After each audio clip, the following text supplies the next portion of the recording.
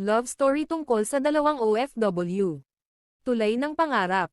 Sa gitna ng init ng disyudad sa Dubai, araw-araw na dumadaan si Leah, isang OFW na nagtatrabaho bilang cashier, sa parehong bus stop. Doon niya lagi nakikita si Marco, isang service crew na pareho ring kagaya niyang malayo sa pamilya. Isang gabi, habang naghihintay sila ng bus pauwi, biglang umulan ng malakas, bihira iyon sa Dubai.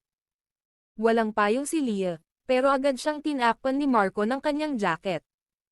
Napangiti si Leah, at doon nagsimula ang munting koneksyon sa pagitan nila. Simula noon, sabay na silang nag-aabang ng bus. Nagkukwentuhan sila tungkol sa mga pangarap, hirap, at saya ng pagiging OFW. Si Leah, ang pangarap ay makapagpatayo ng maliit na sari-sari store. Si Marco naman, gusto lang makauwi para alagaan ang kanyang inang may sakit.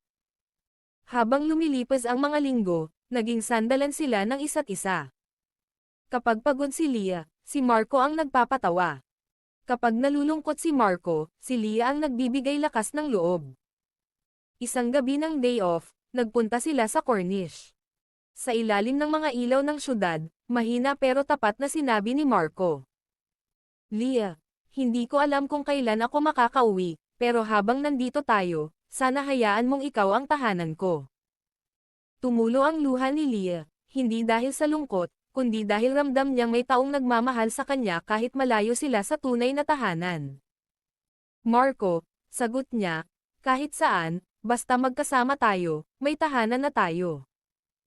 At doon, sa banyagang lupa, nagsimula ang pag-ibig na naging tulay sa kanilang dalawang pusong matagal nang naghahangad ng pag-uwi.